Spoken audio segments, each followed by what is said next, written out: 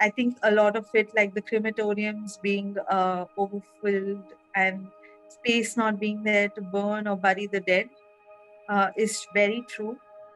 And what you're seeing of pictures of people without oxygen supply uh, is also very true. But something I'm seeing that the media is not reporting is people dying at homes. There are hundreds and thousands of people dying at homes, and those deaths are not being made known. Uh, the only thing you can see is the crematoriums that will actually count those kind of deaths. It is worse than a horror movie. I mean, this is something I saw of a lady in an auto with a husband, and she was trying to, revive him after he died, hoping that he would come alive. I saw this lady crying and rolling on the floor, weeping, and people were trying to console her. And then I heard it was her husband she lost because he was in the ambulance for 5 to 6 hours, but they couldn't even take him into the hospital by then because they didn't have a bed to admit him. And so he died in the ambulance.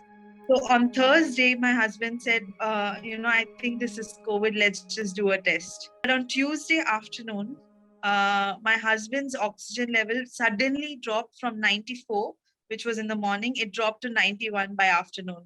He called me after he got the bed, but he couldn't talk. He hardly spoke for a minute.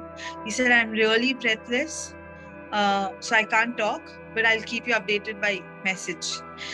But the next 4 days, he couldn't even message because he was so breathless. His condition was just getting worse. And I really had to struggle those 4 days alone with my daughter because both of us were positive. So no one was allowed to come home and help us. But on my WhatsApp, I would get news of this person dying, another person dying, this person not getting oxygen supply, another person not getting a bed and dying. I was just bombarded with so much of death news, and it was really hard to not let that affect me. Finally, on the 4th day, my husband messaged and said, I'm feeling better today. Today, his oxygen levels have improved to 96 at home. So he is doing better. And that crucial oxygen supply that he received at the hospital for those 10 days is what saved his life. If not for that, I may have lost my husband. So, thinking about this, I can't imagine how other people felt when they couldn't get the supply and lost their loved ones. So these were some of the scenes outside the hospital that was really heartbreaking. The number of ambulances, I couldn't even count. They were standing here and there, a lot of them in front of the emergency, but definitely more than 20 ambulances just at this one hospital. And you can imagine across the city. So you can imagine if the rich are suffering, the poor don't even have that option to go to a hospital sometimes. If you see the first wave of COVID, it was more in the urban areas of India. So the rural pockets were a bit safe. But this time around, COVID has spread so much because a lot of laborers are again this year, migrant workers are going back to their hometowns. And this time they're all testing positive and going back home. So they're taking the virus to their hometowns. So World Vision India is actually trying to strengthen the health centers around these rural pockets because these rural pockets don't have good hospitals around. So right now we are trying to strengthen those community health centers and private health centers with beds and oxygen supply, like oxygen cylinders, and giving them medical equipment like pulse oximeters, thermometers, and all of that. So that's what we're doing. And this is the situation even in the rural pockets now, in the communities that we serve. And children are being affected with the virus. Yes, their immunity may be slightly better than adults, but this time around, we are hearing a lot of children who are dying.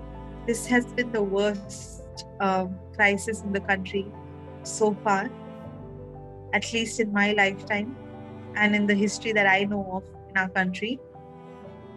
India has been through a food crisis in early 1990s, 1900s. But even then, not more than 1 lakh people died. Here we're talking of over lakhs and lakhs of people dying. Every day, there are thousands of people dying in the country now, which is at a scale that has exceeded every kind of crisis that India, every kind of emergency that India has ever faced. And what we're hearing right now is that this is only going to get worse. They're saying the peak of the second wave has not yet come. I would definitely put this second wave of COVID as one of the biggest calamities that we have witnessed in India. And having seen, my husband being in that place, I know that that crucial oxygen supply saved his life. So I can't imagine how much your help is going to save, how many lives your help will save. So not a single thing that help that you provide will go in vain for sure.